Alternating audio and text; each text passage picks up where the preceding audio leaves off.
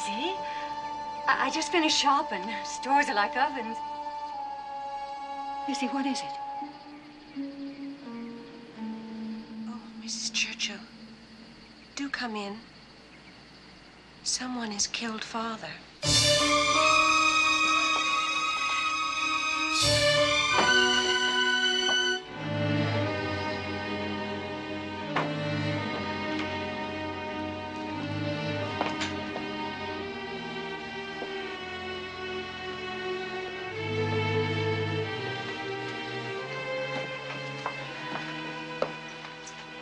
Where?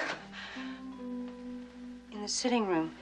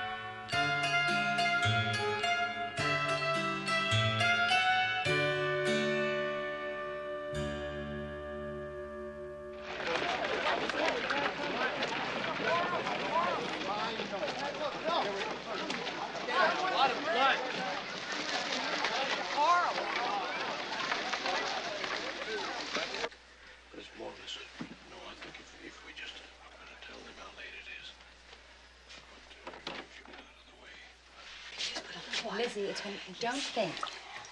You don't. I think that if we put a little cold water. You see? I'm glad you're here, Alice. Oh, I came as soon as Bridget told me that. Oh. It's going to be all right. Everything's going to be all right. Yes. Here in a minute. It'll be all right.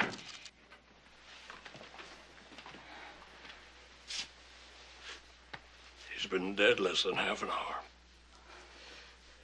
Where's your sister, Lizzie? She's visiting the Brownells in Fairhaven. I'll go at once. Ask my wife to send a telegram. Thank you, Dr. Bowman. Lizzie, you must try to rest. Would you like to lie down? Come on, let's go to the parlor.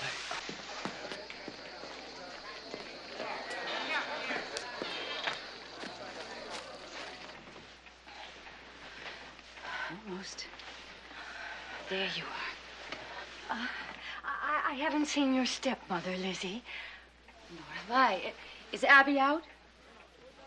Yes, but I thought I heard her come back. She's probably in her room. There's nobody up back, Miss Lizzie. I looked when I fetched the sheet. Then try up front. She must be in the spare room. Please, Miss Lizzie. Oh, Maggie, do as I say. I'm not going up there alone. Oh, come along, Bridget. I'll go with you. Come on. Lizzie, you must get some rest.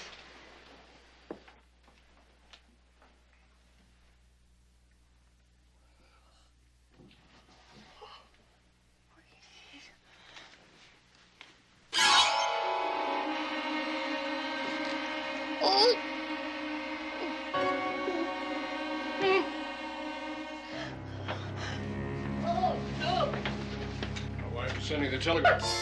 What is it? She's up there. Oh.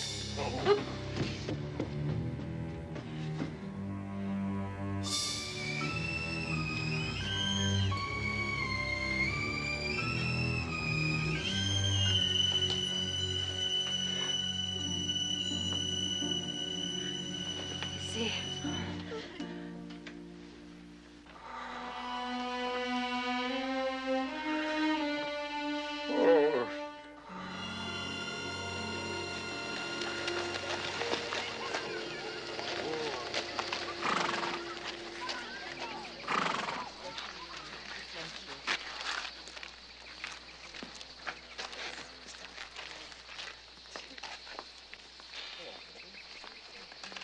Good day, Miss Borden. Miss Emma?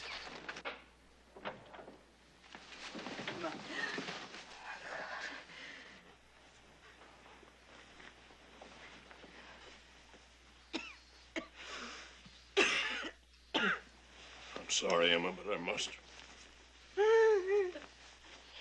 It's all right, Emma. Oh, Alice. I'm so glad you're here. I'll stay as long as you need me. Thank you.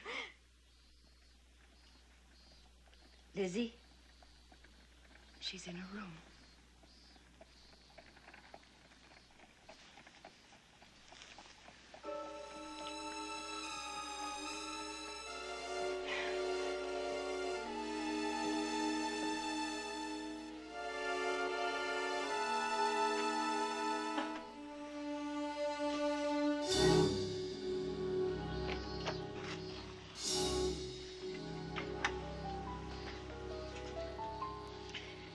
Lizzie? Did you kill Father? No, Emma. I did not.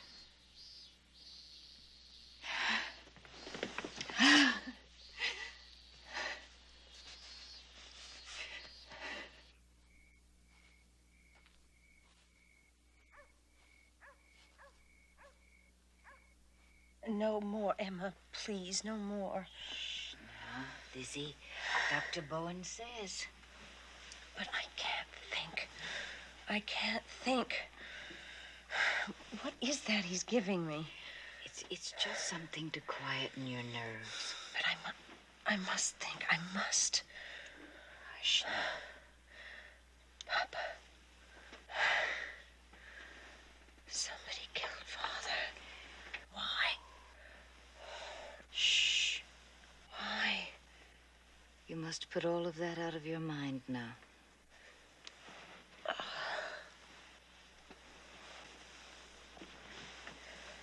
You never should have gone away, Em. I know. I know, dear. But I'm back now. What are we going to do, Em? I've always looked after you, haven't I? Just like I promised, Mother. Yes, Em. Well, then, you see? Everything's going to be all right. You just go to sleep now. Yes, Em.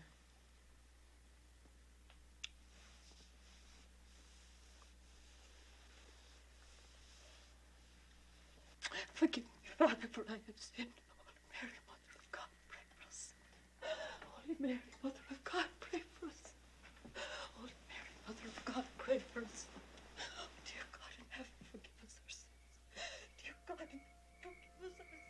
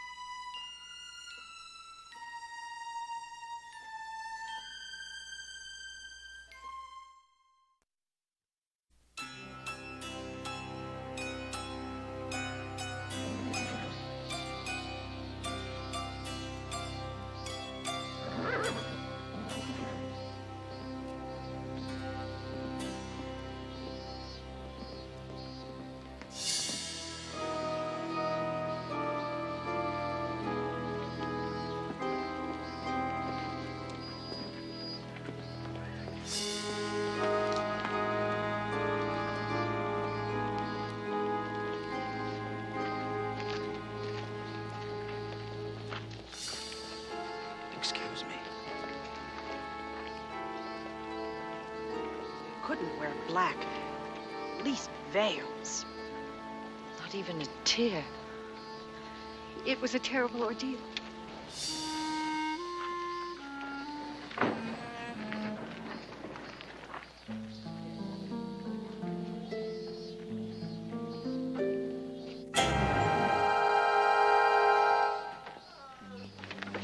Miss Borden.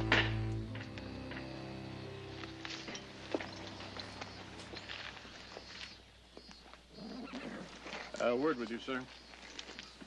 Who are you? Can't you see I'm busy? I'm City Marshal Hilliard with instructions for you. Instructions? So after the family has left the gravesite, both bodies are to be taken to a receiving tomb where the heads are to be removed. Removed? And shipped to Dr. Edward Wood, professor of forensic medicine at Harvard University. By whose order, may I ask? His Honor, the Mayor. Naturally, the sisters are not to be told.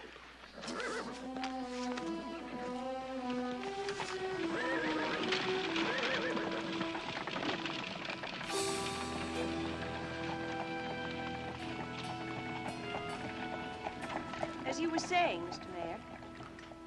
Yes. I have a request to make of the family. Please remain inside the house for a few days. It would be better for all concerned. Why? Is someone here suspected? I want to know the truth. Lizzie, please, don't upset yourself. I want to know the truth, Emma. Well, Miss Borden, as much as I regret to tell you, yes, you are suspected. We tried to keep it from her as long as we could.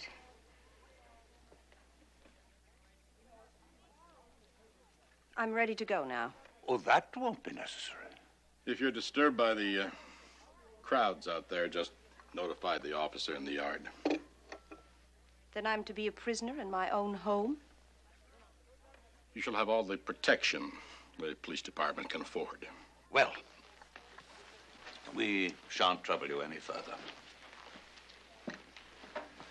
Naturally, we want to do all we can to help in this matter. There will, of course, be an inquest, closed to the public if you prefer. Whatever you wish.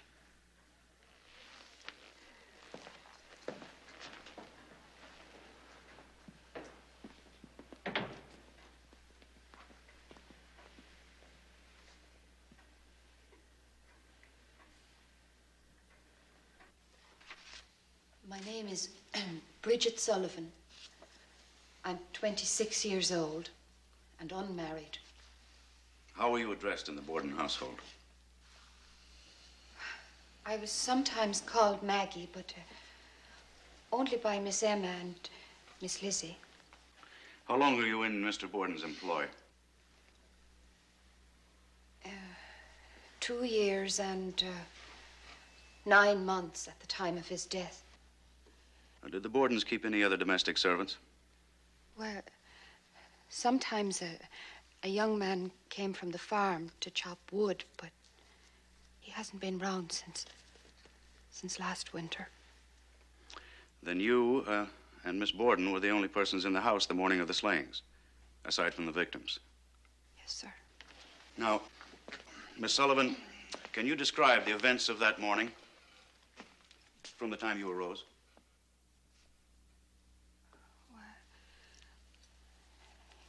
It was very hot that day. I felt a sort of a dull headache as I got up. It must have been the mutton broth from the night before. Mutton broth? Yes, sir.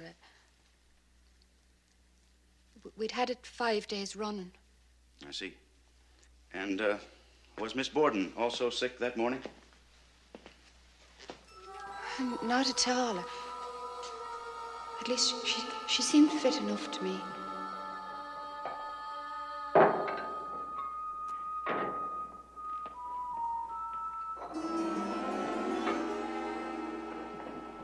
Morning, Mr. Borden. There's Johnny cakes or cookies for breakfast. Which'll it be? Johnny cakes, cookies. appetite for your indigestible Irish starch this morning. Any more of that mutton and broth? Yes, sir. But I suspect it's gone off in this heat. It really wants to be chucked out. Sure, it's not fit for human consumption. Waste not, want not. Serve it.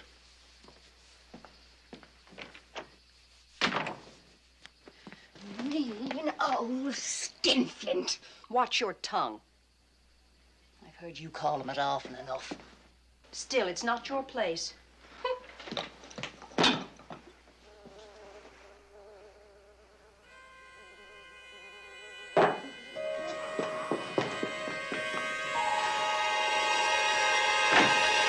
After I served themselves breakfast, I commenced to wash up. That's when Mr. Borden left for downtown. Did you lock the door after him? Yes, sir, I locked it. Mr. Borden was very strict about that. When I'd finished my dishes, I took them into the dining room. Mrs. Borden was there, dusting. Where is Father? Went downtown. He left while you were upstairs.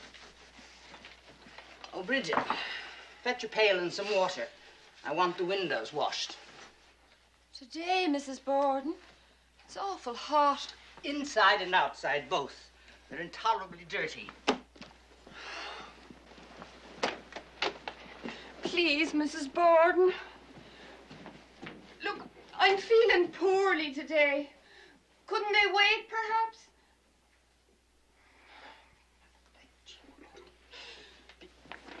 Stinking, smelly cow.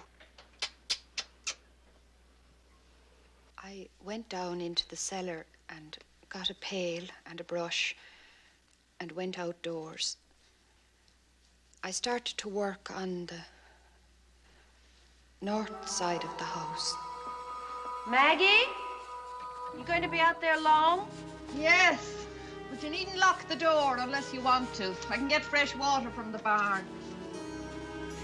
After a while, Mrs. Kelly's girl came to the fence and I went over to talk to her.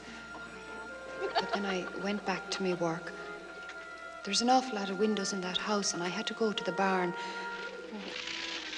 3 or 4 times for fresh water. During all that time, I did not see anybody come to the house until Mr. Borden came home.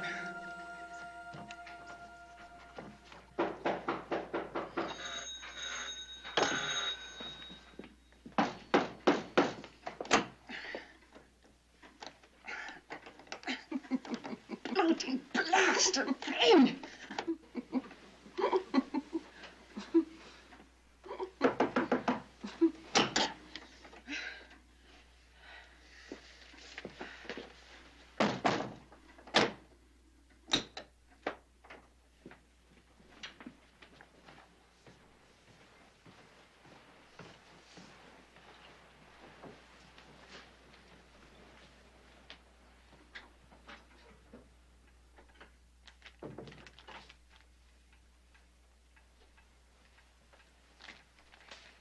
Is there any mail? None for you. Where's Abby? She had a note and went out. Did she say where? Someone in town was sick, I think. Would you like to take a nap before dinner?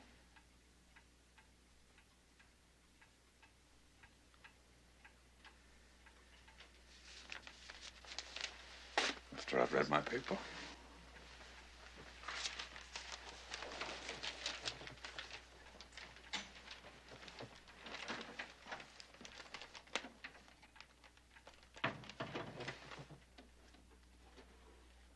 There's a cheap sale of dress goods at Sargent's this afternoon, 8 cents a yard. Aye, I'm going to have some. But not today in this heat. I feel too ill. Yes, you do look peaked. Why don't you finish those windows later? You can rest before the noon meal. I think I'll do just that.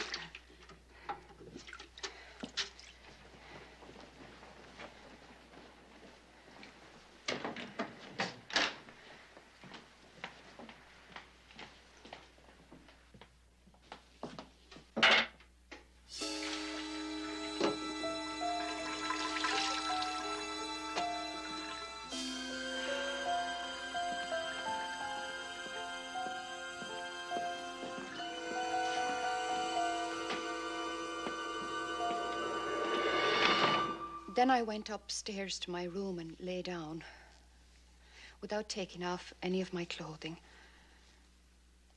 I heard the City Hall clock start to strike 11. I must have been there 3 or 4 minutes. I never went to sleep at all. The next thing I heard was Miss Lizzie hollering, "Maggie, Maggie." Up to the time Miss Lizzie Borden told her father about a note which purportedly came for her stepmother, had you heard anything about it from anyone? No, sir. I never had. Thank you. No further questions, Your Honor. The witness is released unconditionally without bail.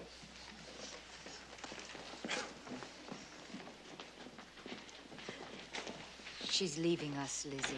Lizzie Borden to the stand, please.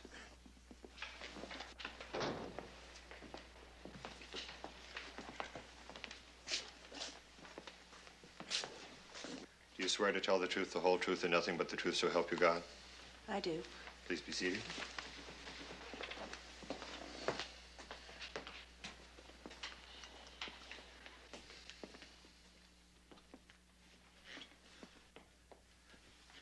You may begin, Mr. District Attorney.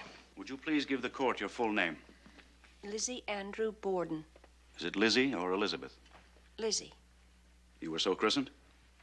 I was so christened. What is your age, please? 32. Your mother is not living. No, sir. She died when I was 2.5 years old. What was your father's age? He will be 70 next month. He was a successful businessman. He's very successful, yes, sir. Started as a mortician, I understand, then branched out into real estate, banking. That is correct. Do you have any idea how much your father was worth? No, sir. Did you ever know of your father making a will? No, sir. Did he ever mention the subject of wills to you? He did not. Had you been on pleasant terms with your stepmother? Oh, yes, sir. Cordial? That depends upon one's idea of cordiality. According to your idea of cordiality? We were friendly. Very friendly. Why did you leave off calling her mother? Because I wanted to. That's the best reason you can give. I have no other answer. In what other respect was your relationship with her not that of mother and daughter, aside from your not calling her mother? She had never been a mother to me in many ways. I always went to my sister because she was older and had the care of me after my mother died. Now, tell me, Miss Borden, on the morning of the murders, did you get your own breakfast? I did not have any breakfast. I did not feel as though I wanted any. Sick from the same mutton broth? It was the heat.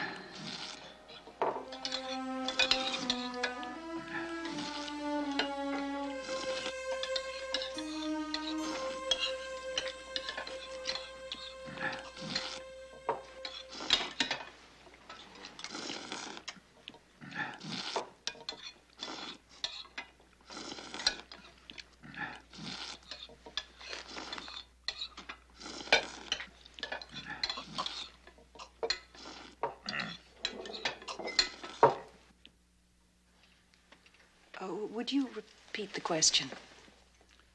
We are trying to establish if you are certain you were upstairs when your father came to the house on his return. I think I was. Now, you remember, Miss Borden, you told me you were downstairs, not upstairs when your father came home. You've forgotten, perhaps? I don't know what I've said. I've answered so many questions, and I'm so confused, I don't know one thing from another. I'm telling you, as best I know, I have no one to counsel me. There is no need for counsel. This is only a coroner's inquest, not a trial. You may continue, Mr. Knowlton. Which is your recollection now? Were you downstairs or upstairs when the bell rang and your father came home?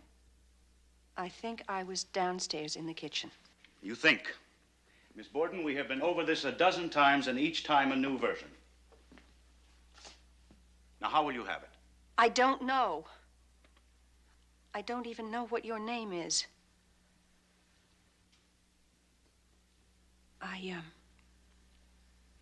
I think, as nearly as I know, I think I was downstairs. When did you last see your stepmother? When she went up to change the bed in the spare room. And you never saw or heard her afterwards? Until you discovered your father's body? A period of approximately 1.5 hours. No, sir. Did you have any knowledge of her leaving the house? She said she had a note. Someone was sick. Did she tell you where she was going? No, sir. Did she tell you who the note was from? No, sir. Did you ever see the note? No, sir. Do you know where the note is now? No, sir. How long was your father in the house before you found him killed? I don't know exactly, because I had to go out to the barn. I don't think he could have been home more than 15 or 20 minutes. And what were you doing in the barn all this time? I needed some lead for a sinker. Did you say a sinker? Yes, sir. I was going to Marion on Monday to fish. I needed a sinker. And that's all you did? Look for sinkers? Yes, sir. In the loft. Do you think that would take you 15 or 20 minutes? I ate some pears up there. I asked you to tell me all you did. I told you all I did.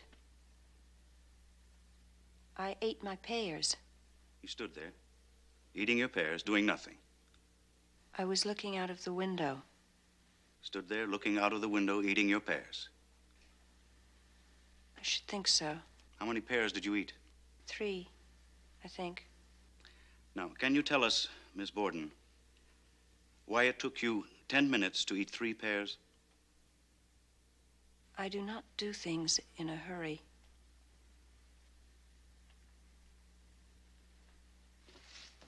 No further questions, Your Honor. It would be a pleasure for this magistrate, and it would doubtless bring much sympathy, if he could say, Lizzie, I judge you probably not guilty, and you may go home. But let us suppose for just a single moment that this is a man before me. Suppose it was a man who was found in the vicinity of the murders, and it was he who discovered Mr. Borden's body. Suppose the only account he could give of himself here was unreasonable, contradictory. Would there be any question what would be done with such a man? So painful as it may be, there is but one thing to be done.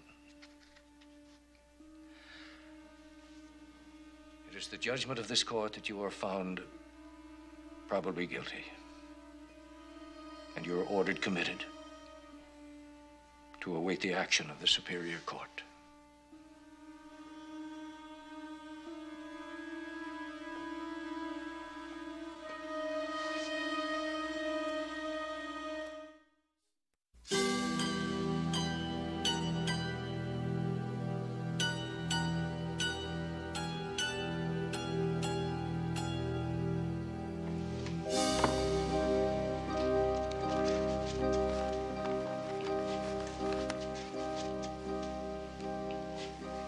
Better? Yes, thank you.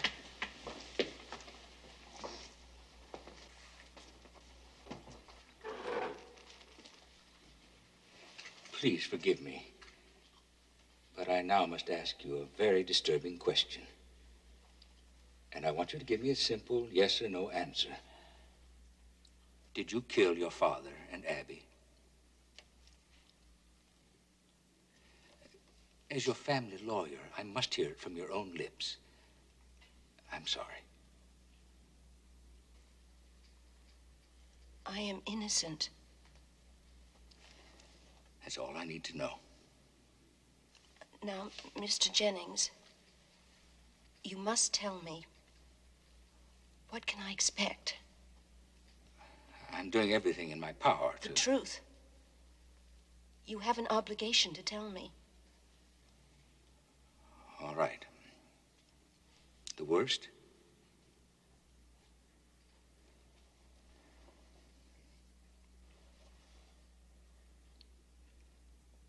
Death by hanging.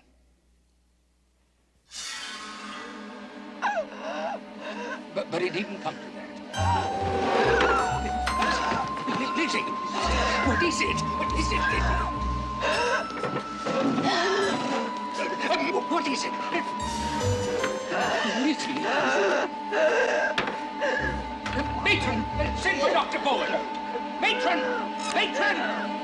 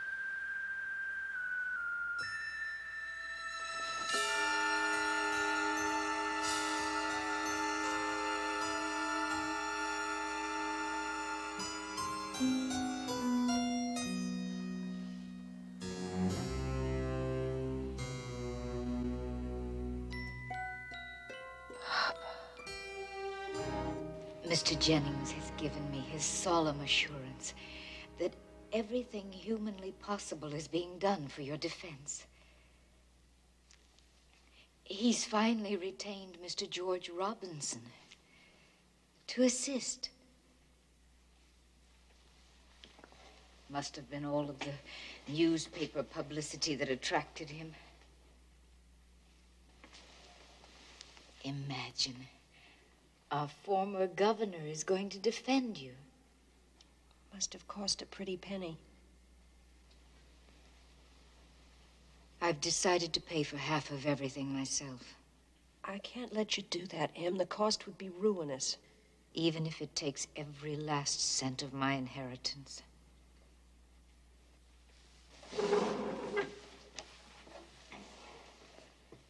Mr. Jennings said that it might take months to bring me to trial. I don't know if I can stand it in this place that long. I'll be with you, Lizzie. Oh, Em. We're alone now. We have no one. We still have each other. Seems we've always been alone.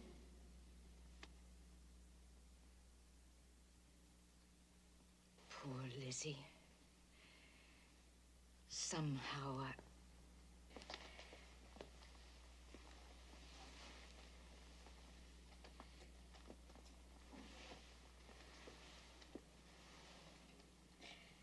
It's always been harder for you, hasn't it?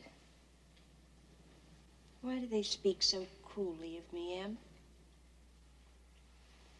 Who? District Attorney Knowlton. The newspapers. They call me the Sphinx of Coldness. Why do they want to hurt me like that? Oh, Lizzie. I don't think they mean to. It's just that you're special. And special people have always been misunderstood. You know that? Oh, Em. I don't want to be special. I know, Lizzie. I know. And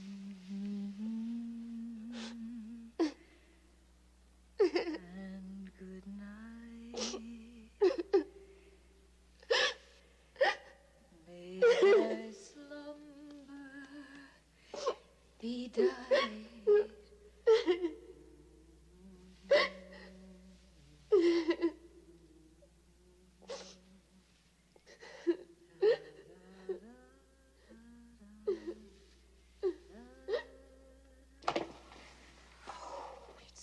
Perfect. I knew you wanted something special. We got the whole ensemble? Uh-huh. Read it. Oh, Lizzie, we must have gone over this 100 times. Then we'll go over it 101. Yes. Well, there's your new hat, your navy blue bengaline dress. No. We said the black, remember? The one with the leg of mutton sleeves. Oh, yes, I'm sorry, I forgot. And your little brooch? The one with the posies. Mm-hmm. It's in the top left drawer of my chiffonier.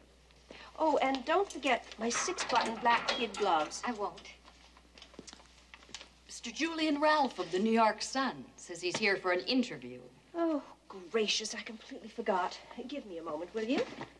You don't mind, do you, Em?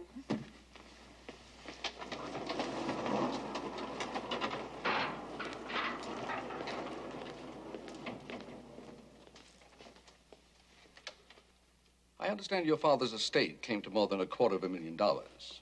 Only slightly. All these months of legal expenses are fast eating it away. Well, the point is, one can't help wondering why a family of the Borden means didn't enjoy even the simplest convenience of a bathroom. Surely your father could afford more than just a basement latrine. But he wanted to give us all bathrooms. We begged him not to. You see, we had intended to move very shortly to a more fashionable location on the hill. It seemed an expensive extravagance for such temporary conveniences. My father was a kind and considerate man, Mr. Ralph. Such stories about him are a vicious slander. You're a most unusual woman, Miss Borden. Difficult to penetrate. What is it like for a lady of your station, of your sensibilities, to be here in prison?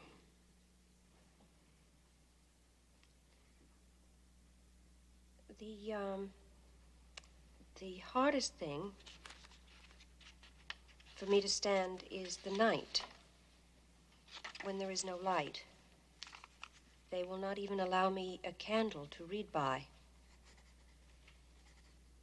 To sit here all the evenings in the dark is very hard. There is one thing that hurts me very much. They say I don't show any grief. Certainly I don't in public. I never did reveal my feelings, and I cannot change my nature now. They say I don't cry. They should see me when I'm alone. Yet District Attorney Knowlton urges us to believe that Miss Borden is capable of any cold-blooded deed, even the murder of her father and his wife. Mr. Knowlton goes so far as to call her Sphinx of coldness, not even moved to wear mourning out of respect. But Miss Borden explains it so simply, so honestly. There was not a moment when I could think of such things as hat or dress. Somebody was talking to me all the time about the murders and asking me questions. Now, here's the part that really galls. If people would only do me justice, that is all I ask. But it seems as if every word I utter is distorted and such a false construction placed on it that I am bewildered. There was not a trace of anger in her tone, simply a pitiful expression. Rubbish. Cheap feminist sentimentality. I told you public sentiment would be on her side. Lizzie Borden is the Sunday school teacher, Hosea, A devoted worker for temperance, Christian aid, and foreign missions. She is held in high esteem in this community, very high esteem. Mr. Mayor, that woman is a murderess. I hope you can prove that, Hosea. Oh, we better be on our way. Can't miss the opening session. Coming, Mrs. Knowlton? I'll be along shortly, Your Honor. You two go ahead.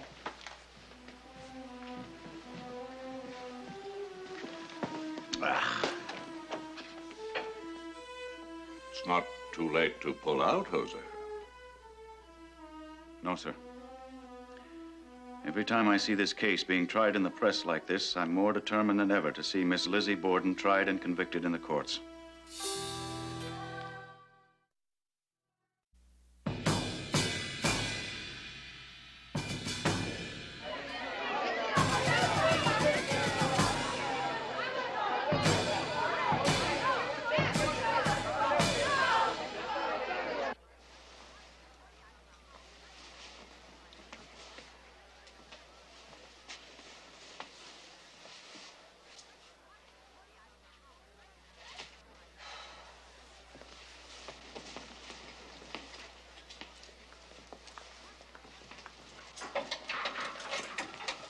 Well, where are they?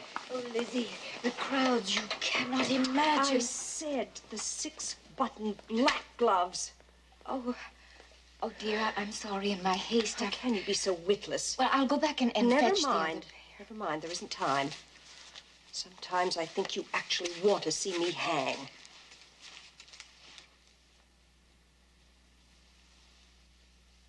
It's a very cruel thing to say, Lizzie. Anne, I'm sorry.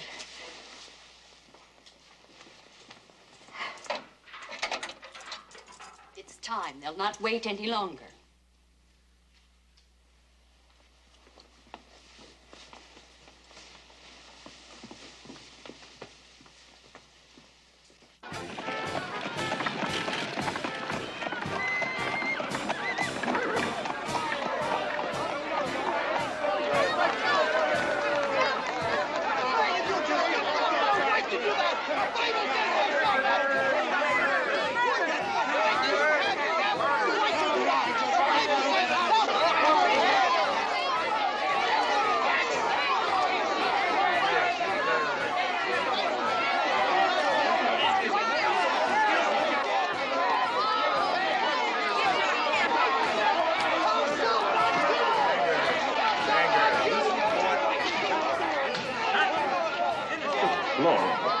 I suppose we can't blame them.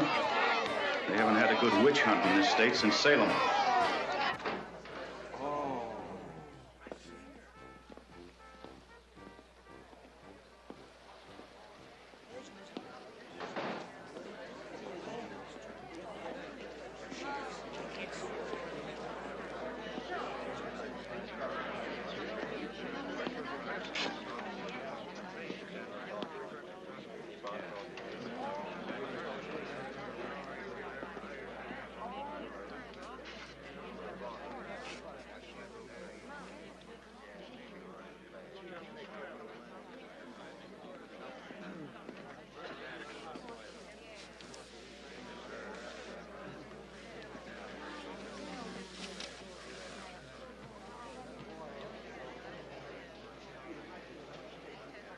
Hear ye, hear ye, hear ye.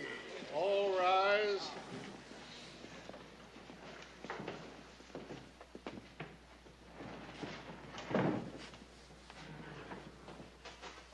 All persons having anything to do before the Honorable Justices Mason, Blodgett, and Dewey of the Superior Court for Criminal Business, now sitting at Bristol, draw near. Give your attention and you shall be heard. God save the Commonwealth of Massachusetts. Be seated. Now tell us, Miss Sullivan, did you ever have any trouble there in the Borden family? No, sir. Pleasant place to live? Yes, sir, I liked it. And for aught you know, they liked you. I suppose so. You never saw anything out of the way? No, sir. Never saw any conflict in the family? No, sir. Never saw anything in the least, any quarreling or anything of that kind? No, sir.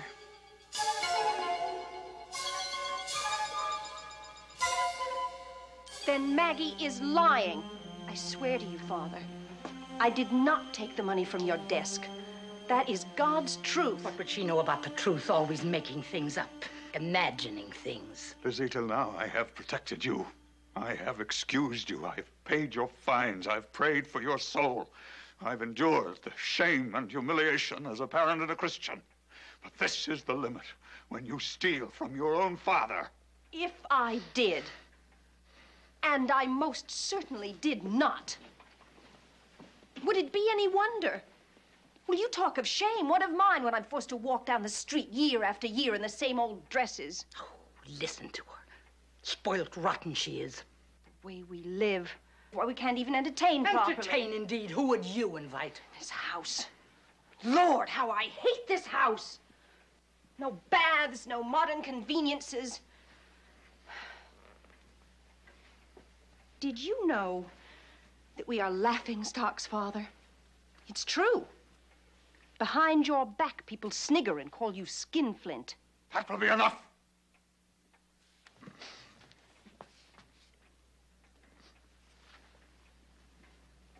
I don't understand you, girl. You and I were always so close. Especially close. Yes, Father. Especially. Then why do you behave like this? I'm suffocating. Father, look at me. I'm 32 and practically a prisoner in this ugly old house. You're perfectly free to come and go as you like. And how far would I get on the paltry $200 allowance you allow me each year? Emma seems to manage. I noticed it didn't keep her from going on the grand tour of Europe 2 summers ago. Yes. And you'll never get over that, will you, Mrs. Borden? Well, that money was mine. Every penny mine. If you chose to squander your mother's inheritance, you have no one to blame but yourself. Half of Emma's to boot, don't forget that. I'm sure you won't let him. And making Emma sleep in that cramped, stuffy room while Her Royal Highness gets the big, airy one all to herself. I never could abide small, dark places, even as a child. Emma knows that. She wanted me to have the big bedroom.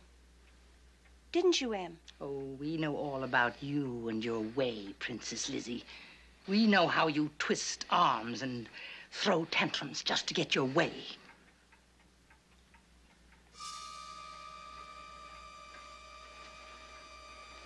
If I were not a lady, I should twist your arm, Mrs. Borden, right out of its socket. I will have no more of this. I have warned you repeatedly, Lizzie.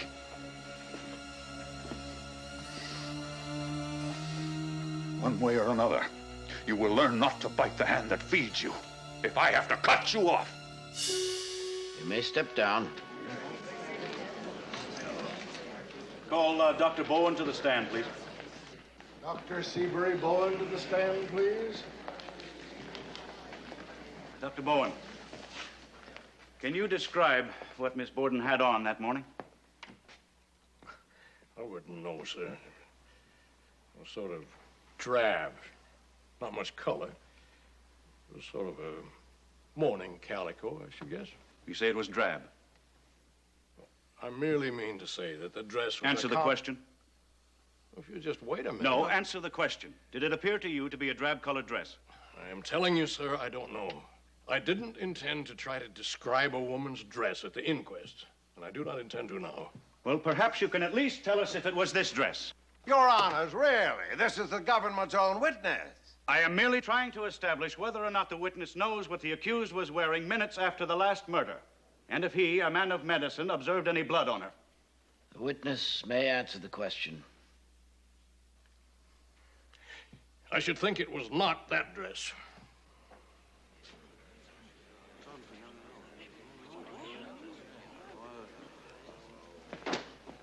Your witness.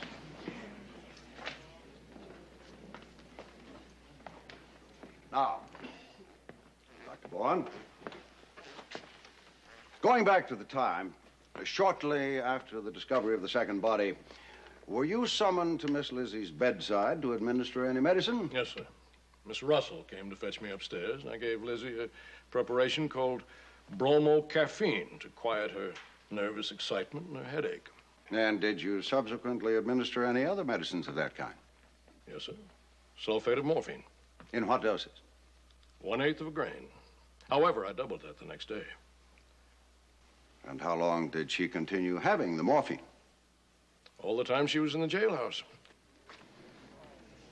In other words, she was receiving regular injections of morphine all the time. Up to her arrest, through the hearing, and while confined in the jailhouse. Yes, sir. Tell me, Dr. Bowen, does not morphine, given in double doses, somewhat affect the memory? Change and alter the view of things? Doesn't it muddle the thinking, confuse the mind? Yes, sir. It does cause hallucinations.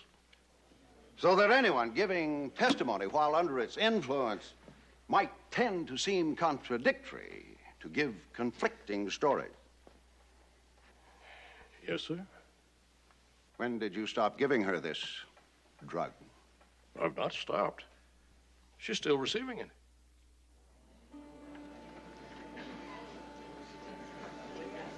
Thank you, Dr. Bowen. That will be all. No further questions, Your Honor?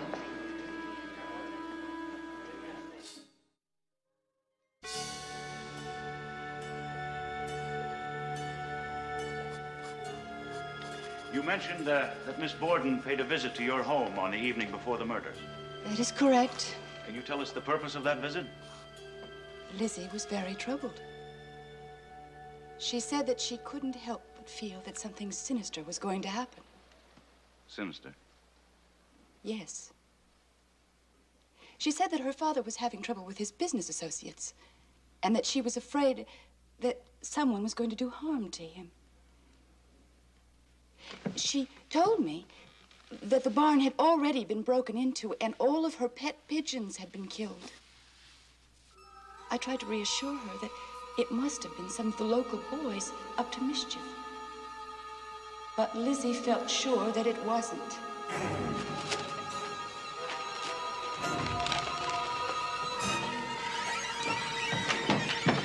No!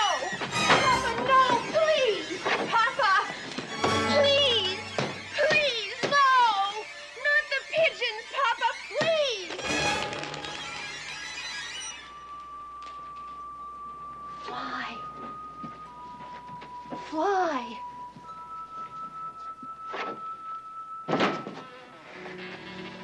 Papa, all those beautiful birds, why? Now let those young whippersnappers try stealing any more of my pigeons and see what they find. But they were mine. Yours? Let me remind you, girl, everything on this place belongs to me. What's mine is mine.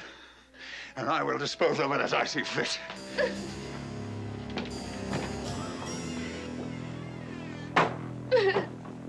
Papa, they were mine.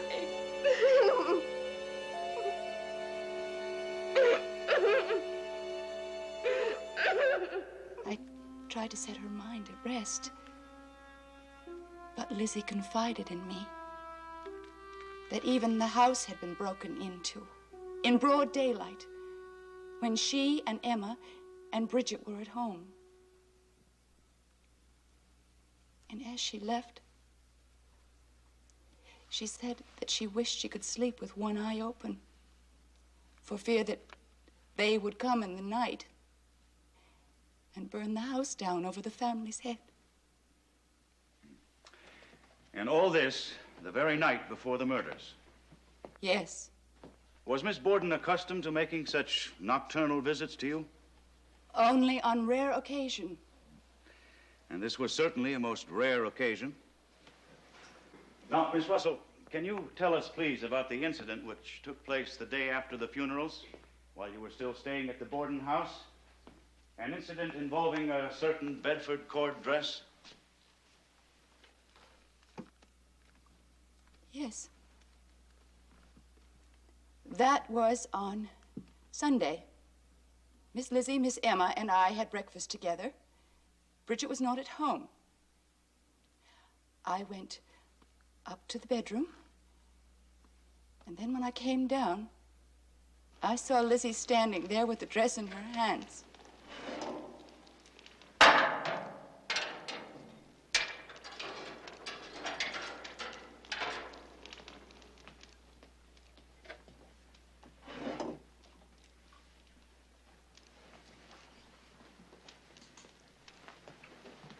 Lizzie, what are you going to do? I'm going to burn this old thing. It's covered with paint. Lizzie, I wouldn't do that where people can see me. In broad daylight. Lizzie, there's a policeman in the yard.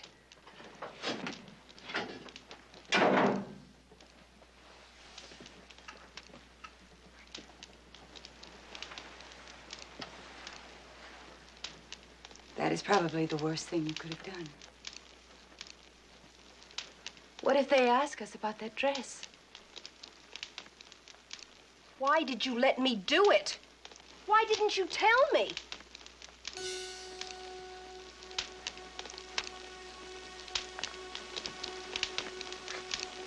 Thank you, Miss Russell. No more questions, Your Honor. Your witness? No questions at this time. Witness may step down, please.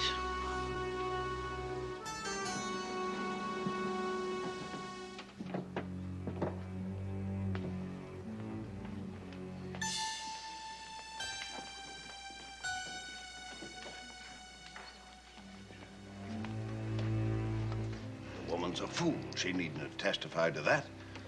She is a Christian woman, sir. It is the truth. Nonetheless, my dear, we shall nip this in the bud at once. Fear not. May it please your honors, at this time we should like to recall the dressmaker, Mrs. Mary Raymond. Mary Raymond to the stand? Yes. I made a Bedford cord dress for Lizzie in about April of last year. Now, Mrs. Raymond, will you please tell the court what became of that dress on the very day that you completed the final fitting at Miss Borden's home? Why, yes. The men were painting the upstairs hall and landing. When Lizzie rushed out to show her new dress to her sister, she brushed against the fresh paint. The dress was ruined, of course. Of course. No further questions. Thank you.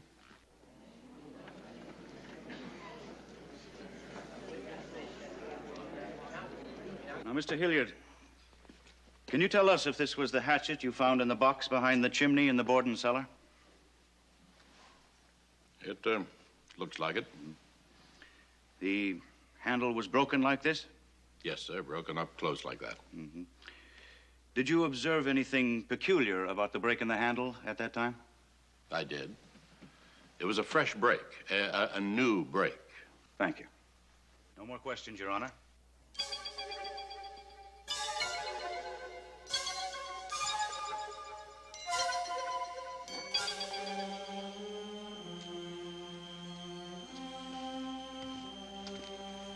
What can I do for you today, Miss Lizzie? Oh, I'm afraid I got some paint stains on a perfectly new dress. I would like to buy some naphtha with which to remove them. Do you carry it? Certainly. I'll fetch you some.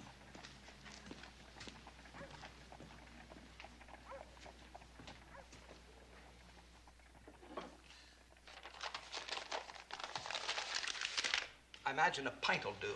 Oh, yes, that's perfect. Thank you. Please send the bill. Mm-hmm. Good day. Good day. Miss Borden took something. What? I couldn't quite see, but I'm sure she took something. Doesn't matter. Why didn't you stop her? No need. Old man Borden always pays. Told all the merchants up and down the street to tack a little something onto the bill whenever it happens.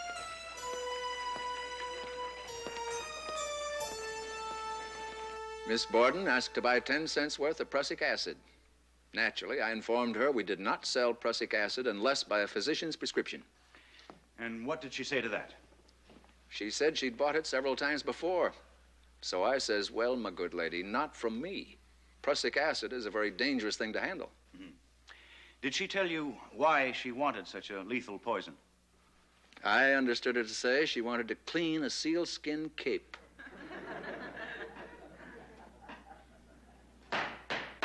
Order in this court.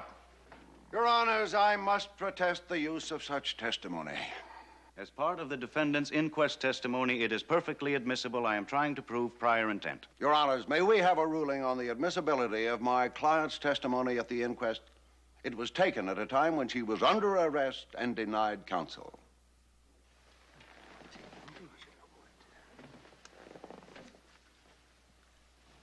Will you both please approach the bench?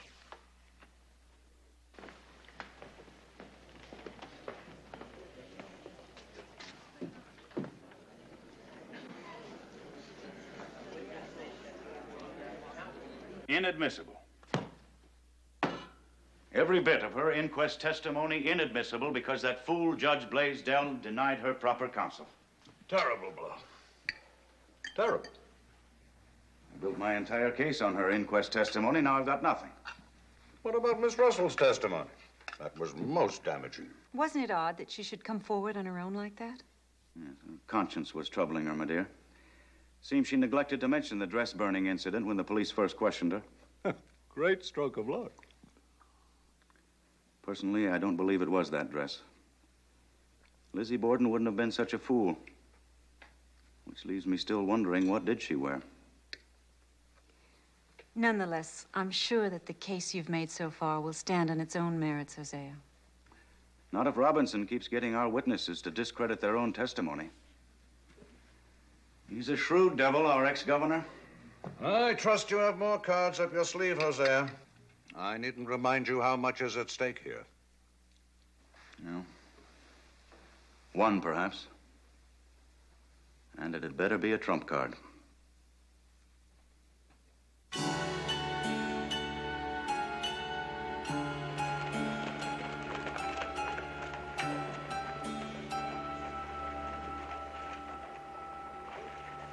On August 10th last, at the Harvard Medical School, where I'm professor of chemistry, I received the evidence there exhibited. Briefly, Dr. Wood, can you tell us the results of your examinations? The hair on that hatchet, for example? It did not match the samples of hair from either victim. It is animal hair, probably cow's hair. And what about this dress? Did you not find minute traces of blood on the skirts? Yes, but certainly not from either of the victims. Well, how do you explain that? They are undoubtedly menstrual blood from the defendant herself.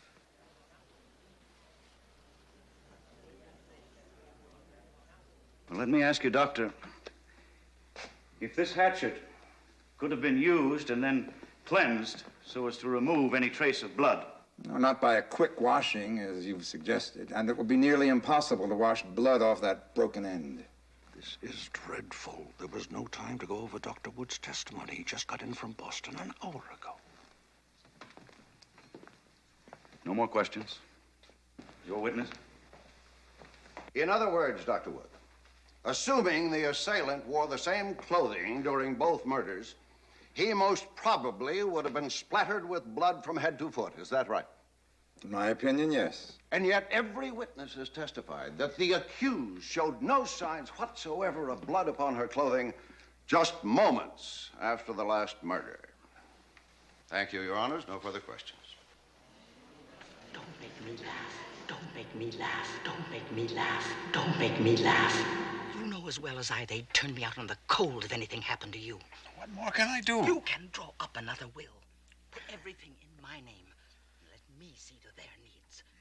It's little enough to grant your poor defenseless widow. Don't rush things, woman. I'm not dead yet.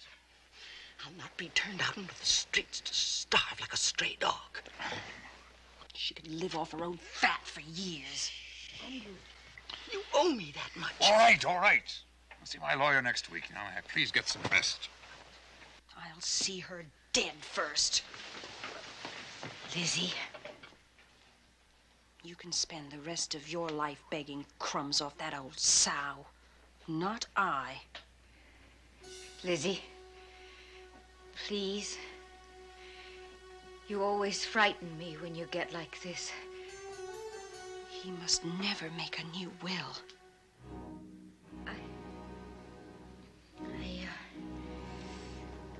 I'm going to visit the Brownells in Fairhaven. I'll leave tomorrow. Yes. Yes, you go to Fairhaven. Call Dr. Draper to the stand, please. Dr. Frank Draper to the stand. Were you able to determine the size of the cutting edge of the murder weapon from any of the wounds, Dr. Draper? Not from Mrs. Borden's skull, but I was able to effect a conclusion from Mr. Borden's skull. In that case, though I deeply regret it, I shall have to ask your colleague, Dr. Wood, to produce the skull in question. Very well.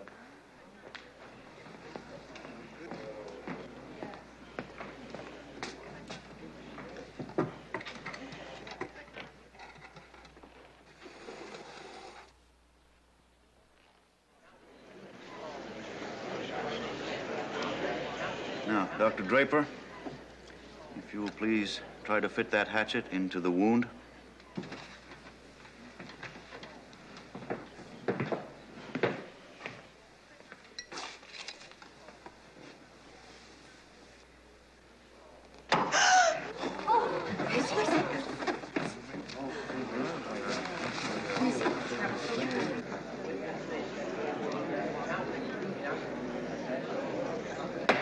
Order in the court. Order in the court. This court will be adjourned till 9 o'clock tomorrow morning.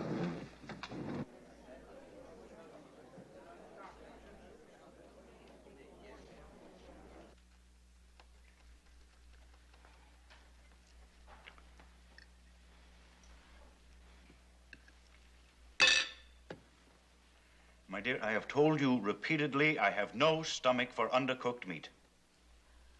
Let me get you something else. Oh, never mind. I've lost my appetite anyway. Just some coffee. I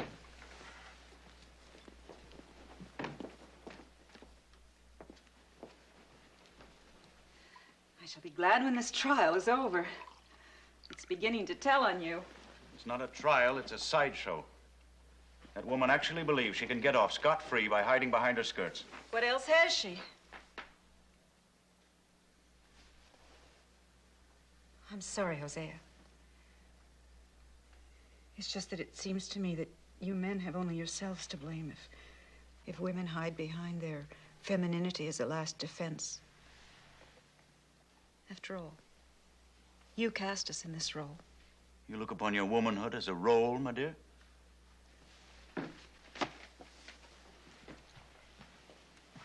It's not always a convenient part to play. I've never heard you talk like this. Next, you'll be asking for the vote. I gather you sympathize with this murderess.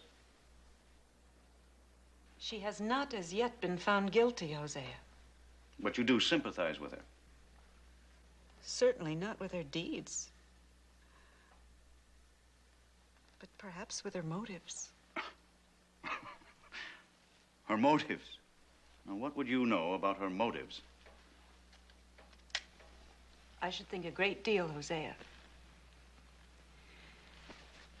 You have no idea how unbearably heavy these skirts can be at times.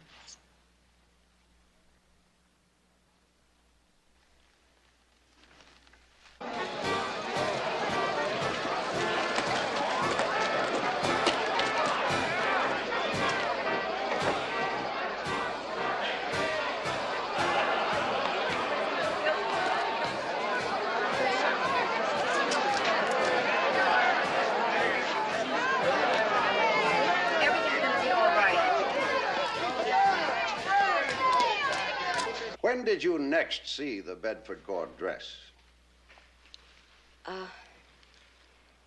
Sunday morning. I was washing dishes, and I turned and saw my sister Lizzie at the stove. And she had the dress in her hands. She said, "I think I'll burn this old dress up." And I said, "Yes, why don't you?" Or something like that. Was Miss Russell present at the time? Yes, sir. And she said afterwards that it was the worst thing Lizzie could have done. And, of course, we knew that she was right, but it just didn't occur to us until that moment. Did your father wear a ring, Miss Emma, upon his finger? Yes, sir, he did. Was or was not that the only article of jewelry he wore? The only article. From whom did he receive the ring? From my sister Lizzie, many years ago. Previously to his wearing it, had she worn it? Yes, sir. It was her favorite. Did he wear it constantly after that? Always.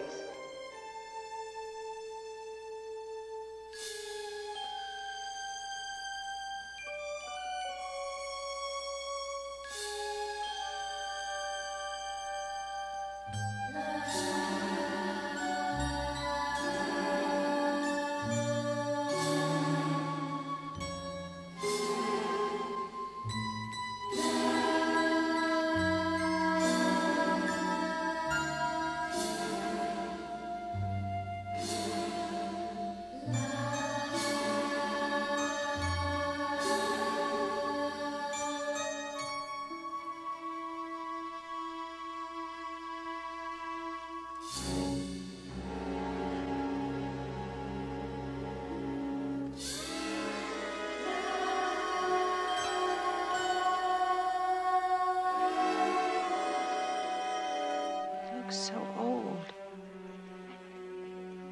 Your witness? Were the relations between you and Lizzie and your stepmother cordial? Between my sister and Mrs. Borden, they were. When did she cease calling her mother? I don't remember, but it was some time ago. But prior to that, she had called her mother. Yes, sir. From childhood.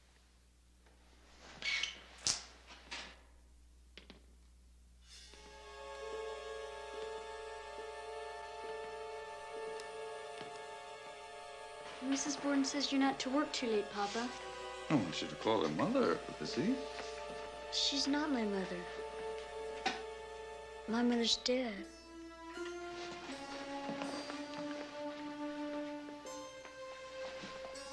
Still having those bad dreams about your mother? Oh, it was a long time ago. Besides, death is nothing to be afraid of, Lizzie. There's nothing more than a long, peaceful repose. Do you remember Sleeping Beauty? Well, then, look. Look. See how serene she looks? Feel. In the flesh is smooth and cool to the touch.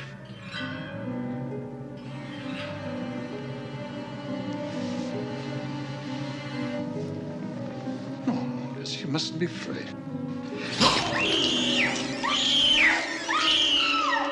Gentlemen of the jury, let me remind you of those touching words. The eyes that cannot weep are the saddest eyes of all.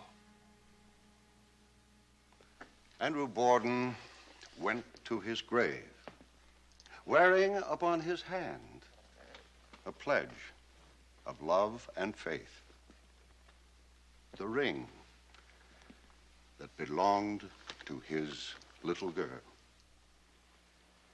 To find her guilty, you must believe her to be a fiend.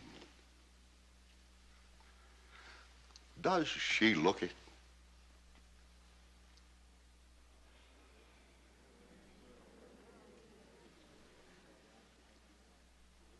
Lizzie Andrew Borden.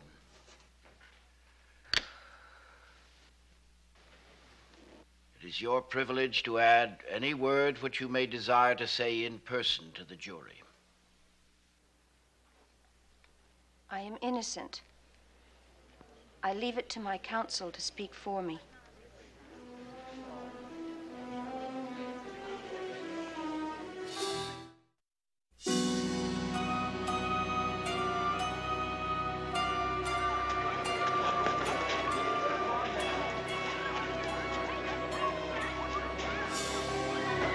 They're coming in! They're coming in! The jury is coming in! Lizzie Andrew Borden, put up your right hand. Foreman, look upon the prisoner. Prisoner, look upon the foreman.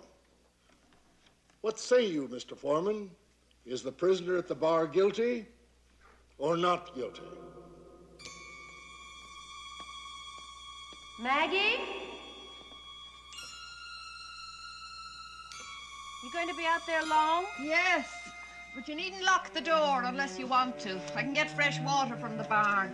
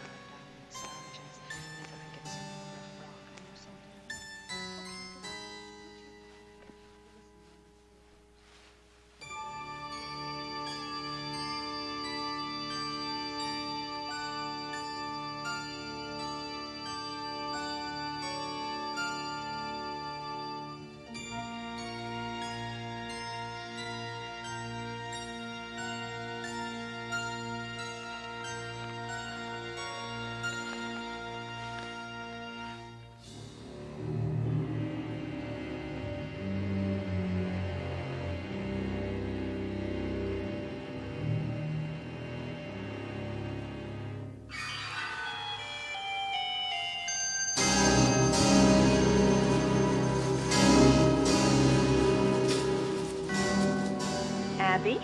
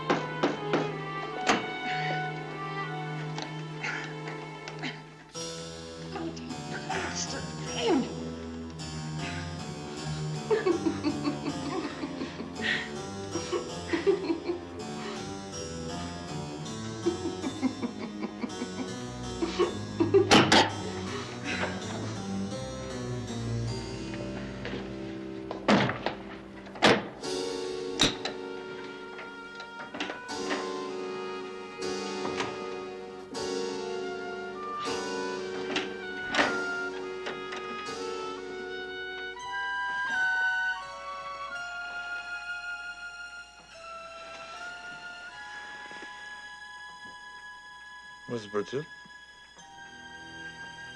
Upstairs in her room, taking a nap before the noon meal. You're a strange girl, Lizzie. One minute is hard and cold as a gravestone. Next as loving as any father could wish. I know what goes on in that mind of yours. I guess we'll never know.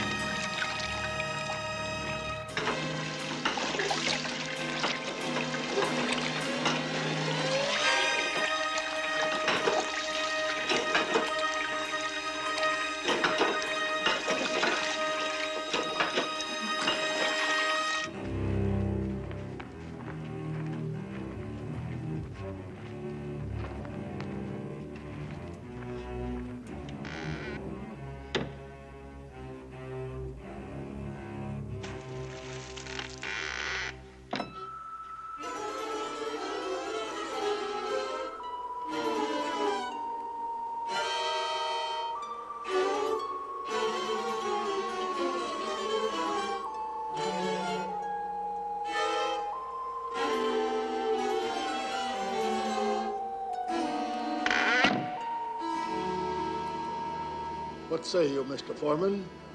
Is the prisoner at the bar guilty or not guilty?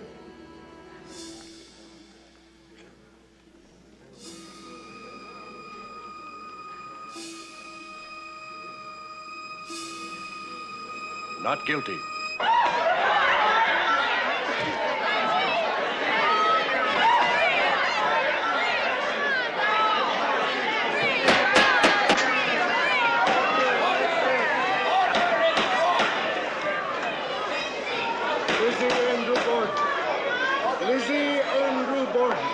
The court orders that you be discharged of this indictment and go thereof without delay.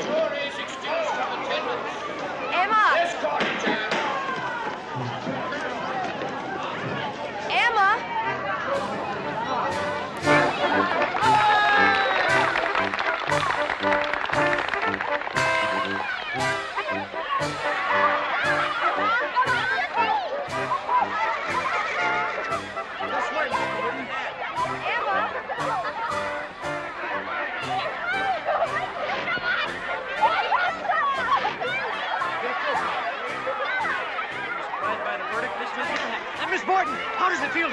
moment again.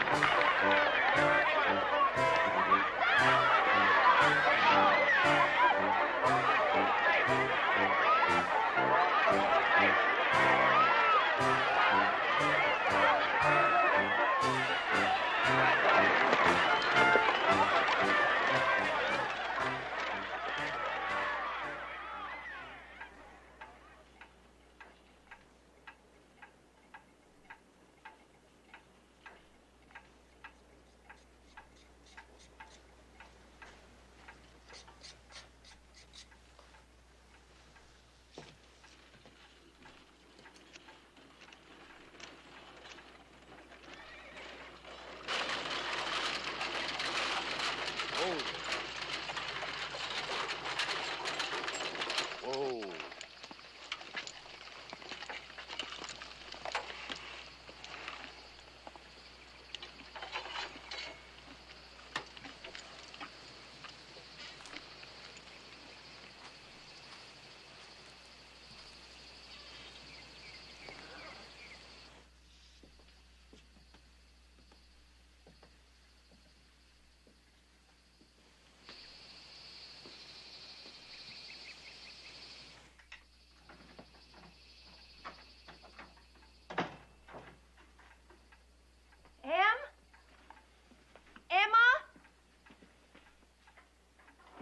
Over, Em.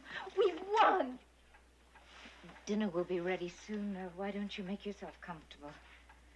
Didn't you hear me? We're free. At last, we're really free. Nothing to prepare a meal. Now that there are only the two of us. Emma, sometimes I don't understand you. Lizzie. I'm only going to ask you this once more, and then I shall never mention it again as long as I live.